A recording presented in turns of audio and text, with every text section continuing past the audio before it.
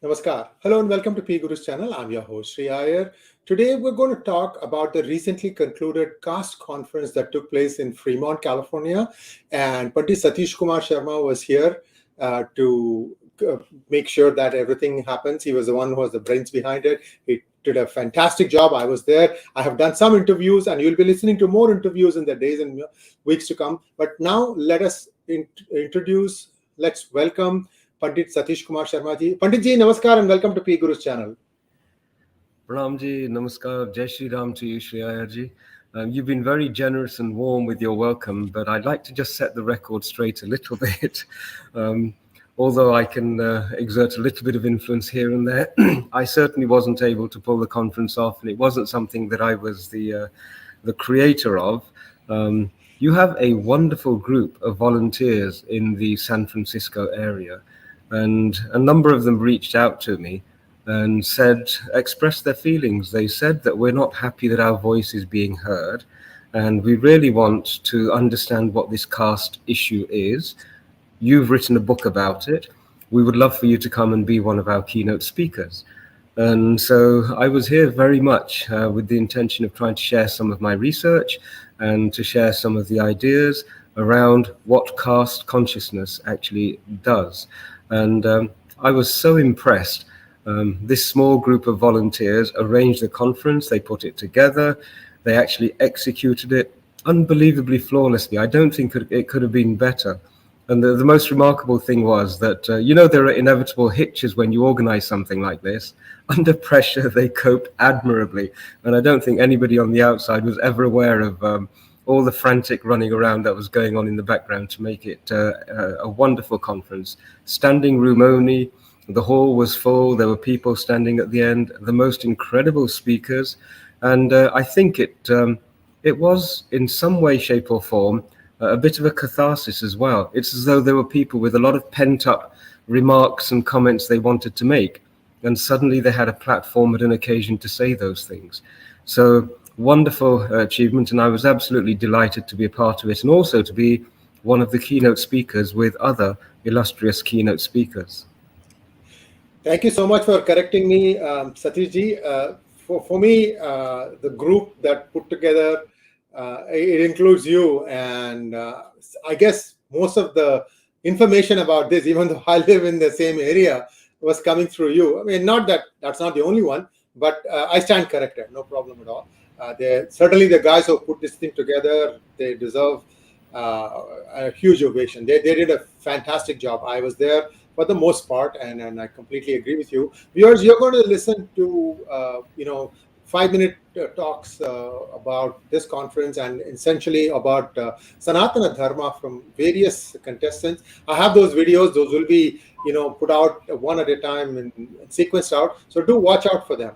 Satish ji, SB 403 was the reason why this took place. And the challenge there is that it is something that is based on caste discrimination. And people needed to understand that this is not the only place. You've had something like this happen in the United Kingdom, and you've talked to us about it. There was a separate talk about this. The unfortunate thing was one of the persons who was front and center of this conference, Milind Makwana. There were many people who worked on it. Unfortunately, we lost him on Tuesday. And viewers, it pains me to say this thing, but he was a tremendous asset to the society. And we're just going to give you a 1-minute speech of his just moments before he collapsed. So please understand that it hurts me, it pains my heart, it pains all of our hearts when we see that such a brilliant mind has been taken away so quickly. Can we have the video, please? I am a Cupertino School District taxpayer. I am from the marginalized community, and I am a proud Hindu. So whoever is claiming here to represent us, but ignoring Hindus, are talking about us without us. So what I would like to say is looks can be deceiving, just like having a disco ball on a Monday morning. if you look at the proposed resolution SB 403, and if you peel off the shiny exterior, what you will find inside is a costume party of hidden racial discrimination and Hindu phobia for Asian Indians. I urge the City Council to vote no on SB 403 and dance our way to fairness. Thank you. Thank you. That was Milind Makwana. This was just moments before he suffered a cardiac arrest, and unfortunately he passed away sometime later. Panditji, caste in the United Kingdom, we've talked about it at length, but let us talk at the ground level, Panditji. Indians have put their roots in United Kingdom for several generations now. I mean, in fact, we were part of the British Empire at one point of time. Talk to us a little bit about, on a personal basis, one-on-one, has there been anything there that would say that somebody got deprived or somebody got extra heft because of a certain background that they belong to? In your personal opinion, and we can be very balanced about it because yours is probably a much older Indian diaspora there than here. I'm just trying to understand this. I would say no. And I would say that emphatically. I've been in the UK for 55 years. And, immigrant communities, when they are stationed and located in a relatively hostile, discriminating national indigenous identity, you tend to group together. You see a person with a brown face on the other side of the road, and there is an instinctive kinship. You want to say hello and just talk to them about their journey and make these connections. And I remember the stories that the first generation told us, that when they came, there would be 8 or 9 of them sharing one room, and they would go out in shifts. And so they would use the same beds and they would work together. And these were very, very diverse groups of our young men and young women. And so they shared living quarters, shared food, shared meals and everything, and built the community in the United Kingdom. And so this caste consciousness was completely absent. Now you have to draw the distinction. Caste is a hierarchical concept, right? Jati is a diverse concept, and the two are always conflated. Jatis is that beautiful thing where communities come together because they have some commonality. The right to commune and establish community is something that's fundamental in our human rights. But when a mischief maker comes along, they look for difference, then they create hierarchy, and then they cause conflict between the two. This is a very, very old policy. And so the only instances that we've seen of caste in this sense are those where somebody has leveraged some sort of difference to attach it to the idea of caste. It's exactly the same. Manchester United fans struggle when one of their children goes and marries somebody from, shall we say, Manchester City. There is a great deal of competition between the two, and the loyalties are tribal. Now, if something like that happened and people were not happy about it, nobody would say, oh, this is caste consciousness. Nobody would say, we have to emphasize the difference here and this is discrimination.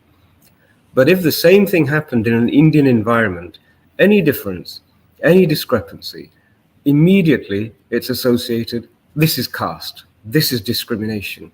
And that's because difference is being leveraged in order to exploit this whole notion of divide and rule. That we have seen. We have seen situations where even within the Sikh community, you have a Ravidasi Gurdwara and you have a Ramgarhia Gurdwara. If there is a difference or a conflict between them, immediately it's labeled as caste. Well, actually, no, it's sectarian. It's the same as Protestants and Catholics, but nobody would apply the caste label to conflict between Protestants and Catholics. It's uniquely attributed to Hindus because it is an anti-Hindu hate trope. And this is the issue, I think, that's being faced by Hindus here in America. You mentioned SB 403, and my area of expertise and understanding is actually not in the area of legislative processes and politics or anything like that. It's very much on the civilizational level. And so on the civilizational level, I've observed that our Hindu community is now being targeted by peddlers of exactly the same hate trope that we had directed towards us in the United Kingdom, and about which I wrote and researched extensively. So the organizers of CasteCon, they very much felt that I had a contribution to make, which might help to heal the harm that's been done. And so that's really why I was here. So the sooner this caste consciousness is dissolved, the better it will be for everybody. The terrible instances which led to Milindji's passing won't happen. I tweeted a message saying that, the amount of stress that's being placed on our community is actually quite significant. Rather than looking after their families, looking after their children and homes, I've been observing them dragged from pillar to post, location to location, protesting all hours of the day, quite a bit of mental turmoil, children being impacted upon by it, and significant exposure to physical stress as well. Milindji shouldn't have been at the protest. He should have been at home with his family, because normal processes of democracy and society shouldn't have demanded that he go to the extremes that he did. And the fact that he had to go to those extremes, the feelings that he had that this was actually the way in which he could protect his future, this should actually send a warning signal to those who are in positions of authority, that they're not looking after the Hindu Indian American community. And that is, I think, a problem. Panditji, let's get back to again across the pond, back to United Kingdom. How many people you would have met in United Kingdom with the last name Baker, Butcher, Taylor? Is the baker still baking breads? Is the butcher still in the flesh trade selling meat? And is the tailor still sewing your suits? Last I heard, it was all being done in Hong Kong. I'm just making fun here. But if you say that, but these people don't do what they are supposed to do, then why are you attaching the same yardstick to call Indians of being discriminating based on their name? Riddle this puzzle for me, Panditji. It's extraordinary. Some of the descriptions I've read that Iyers are corporate malignant Brahmins or something was a label that was directed to Sundar Iyer and his colleague at Cisco. This is simply hate speech. There is no justification for it. And I'm just shocked and surprised that it's actually being tolerated and being supported through democratic processes. It should never even get a hearing. It should be identified right at the outset, but it's not happening. In the UK, you've mentioned names, bakers and so on, but we also have trade associations. Nobody will say that the Butchers Trade Association, in saying no to a member of the Bakers Trade Association, is casteist. It's unheard of. It's ridiculous as a notion. Unless you've been conditioned, unless you have been fed information which is prejudicial already, that you would automatically leap to that conclusion. And this is really what seems to me to be happening here. We saw in the UK that there was an attempt to seed a prejudice, and I use the word prejudice in the real meaning of the word, and that is to hold an opinion which is detrimental about a particular group or a person prior to having any knowledge about the truth. That's what prejudice is. You prejudge somebody. And so in the UK, it was an attempt to seed prejudice so that whenever a Hindu stepped into the frame, automatically the person who's looking at them, if they were non-Hindu, would prejudge them as being a discriminator. And that's a big problem. It was a problem for us there, and sadly, that the community is beginning to feel that it's a big problem for them here. They're doing their best to try and get people of wisdom from across all of the spectra to be able to come and talk about these issues and help them to transverse this very difficult situation that's arisen. Thank you so much, Panditji. And viewers, there was another incident that was happening in Cupertino City. Cupertino is home to Apple, among other big companies. And there was a resolution that was tabled, and then there is a resolution that is still being debated on. The verbiage is not finalized. I'm just going to give you two different views, and this is this is the last word hasn't been said yet, and I will come back to you with a complete video when the final text is in place. But I just thought I'll share with you where it started and where it stands today. Right now, we're not saying anything. We just wanted to place the facts in front of you. And then afterwards, Panditji can weigh in on. See, this is, Panditji, I'm not asking you to wear any kind of American hat here. I want you to wear the dharmic hat and tell us what you think. And basically, we will wrap up at that point of time. So with your permission, may I have the slide deck, please?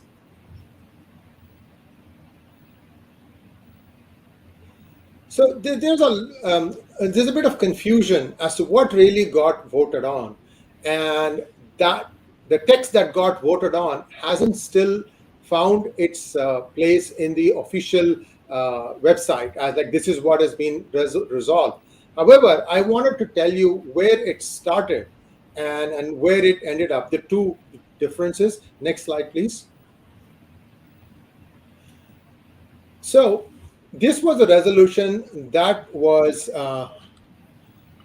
put forth by Liang Chao, and I'm just going to give you, you can read this thing at leisure when you have a chance, but essentially Cupertino City Council declares that we are against any discrimination and support the Section 51 of California Civil Code, the UNRU Civil Rights Act, which states, and then it tells you about this particular act, which has been in place for many, many years. So this is not something new. Now, this thing goes on to say, although there are caste-based systems and discrimination throughout history and in almost every culture and every continent, unfortunately, the word caste has been used to negatively portray the culture of Hindu Americans who suffer from Hindu phobia. The inclusion of caste in California law adds nothing to the existing anti-discrimination law, the UNRU Civil Rights Act, which already forbids discrimination. It just goes on. So essentially, the coverage is already there in an existing act. And therefore, the Cupertino City Council strongly opposes SB 403 and strongly opposes any legislature which uses the word caste. So this was for the resolution that was tabled by Liang Chao, and then it was seconded by Kitty Moore, but it was voted down by the three other members, Hung Wei, Sheila Mohan, and J.R. Fruin. And now they have come up with an alternate resolution, all this in a matter of minutes, which is amazing. Anyway, so somebody kept it clearly in their back pocket. I will not make any comments about that. So they came up with a resolution which reads something like this. It's a little hard for me to read, but I'm going to do my best. I'd like to make a motion that we direct the city manager and the city attorney to prepare a proclamation containing the following language. See, this is why it is not finished yet. It's a proclamation that is supposed to come containing the following language. And the language is, whereas Cupertino works its commitments to diversity in our city, whereas we believe that the principles of human rights and equal protection against discrimination apply to all sections and communities in the city, blah, blah, blah. It just goes on. Now, there is no mention of the word caste. Please read this. There is no mention of the word caste. Therefore, it is resolved that City Council of Cupertino opposes discrimination in all forms and will vigorously oppose any laws in the future that could intentionally or unintentionally result in racial or ethnic profiling, violation of civil rights, and stigmatizing any one segment of our society. So this is the resolution that was put up. Somebody took a snapshot who was attending the council meeting, and this is what was put up, and it was voted on. It won by 3-1, and 1 person abstained. Now, Satish ji, first of all, the thing here is there is already a settled law in place. So then why these? I'm a taxpayer. I have business interests in Cupertino City. I'm really shocked beyond word as to why. The other place that I do the same thing is Fremont. That's the other place where these people are trying to do the same thing. My question to you, sir, is if there's an existing law in place, what is even the need for this? What are they trying to gain here? It's an entirely valid question. And again, emphasizing that our dharmic point of view is always a universalist vision. You know, we say Vasudeva Kutumbakam, the whole of the universe is one family. And that's the ultimate statement of inclusivity. And so understanding that stigmatizing people is as harmful as discriminating against them. You know, they are two sides of the same hate-inspired coin. And I was just reading through the actual words from the point of view of the impact in terms of civilizational and societal harmony. And one thing struck me. For almost 270 years, the word caste has been associated with Hindus. Okay? Throughout the British Empire, caste and Hindu was synonymous. And so it's always a bit odd for me to come across a statement which now generalizes it so that it can receive some sort of approval. It makes it a human condition and a human failing, whilst in everyone's mind, subconsciously, we associate caste Hindu, Hindu casteist. In fact, in my talk, to emphasize this point, I invited ChatGPT onto the main screen and just typed in the command, please tell me about the caste system. And within seconds, it reeled off. The caste system is a Hindu practice. They have Brahmins at the top, they have Shudras at the bottom, and so on and so forth. And you and I know that Caste GPT is a large language model. So it's based on a vast number of documents that have been published over a period of time. So the consensus out there, as so conveniently summarized by ChatGPT, is that caste and Hindu are actually connected ideas in the public consciousness. And this notion to try and now derail it and decouple it from the word Hindu so it can appear in, what was the term people are using, facially neutral legislation? It strikes me as being a little bit deceitful, lacking in integrity. I'm also aware that in the United Kingdom for a long period of time, and even in some educational institutions, caste is being taught as part of Hinduism in religious education. And that doesn't happen just like this. There's a whole supply chain, isn't there, behind the production of textbooks and scholarship and everything else to culminate in this is what we're going to teach in schools. And in the time that I've been here, it's been brought to my attention that the same issue, coincidentally, I'm sure, is prevalent here, that religious education, Hinduism, is taught to children as being significantly to do with caste. And so looking at those two resolutions, one is deliberately and specifically saying that caste is a terrible word and it shouldn't be in here, and the other is making a general statement. I must admit that if the whole caste issue wasn't being spoken about, the second situation, the second statement that you presented, and I'm just speaking off the top of my head, would be a perfectly acceptable and a good statement. But with the background of the caste conversation that's going on, I must admit my instinct was that it diminishes the power of the first statement, and in diminishing it doesn't help the cause of the Hindu community. But I'm more than happy to be corrected. As I say, it's not an area of my expertise. I'm only speaking as a Hindu and recognizing the fact that now we're in a global world and that what happens in one country immediately impacts everywhere else. We've heard the remarks made by American diplomats in India expressing their opinions about India's internal affairs and issues to do with minority religions and everything else. And, you know, it's good to be part of this global family where we can share our concerns with each other about problems in each other's homes. Thank you so much, Panditji. Viewers, please like, share, and subscribe to our channel. Don't forget to click on the bell button for notifications. And like I said, this is not the last word on this matter. My 2 cents, it is a colossal waste of taxpayer money. That money could be purposed to do something else much more useful for the society. But who's listening? Thank you very much, Panditji. Thank you very much, Panditji. And I apologize for that slip of tongue. Namaskar. No problem at all, Sriji. If I can just take one moment to express the sadness that we all feel at Milindji's passing and to send them our good wishes and certain guarantee of support and assistance as they navigate this difficult time. It's a tragedy which was unexpected, and it made even more so in the fact that he was a young person with a young family and doing so much for our Samaj without any selfish interests whatsoever. The loss is deeply felt, and we send them our best wishes, and may he find a position at the feet of Paramatma. Thank you so much, sir. Namaskar. Jai Shri Ram. Jai Shri Ram.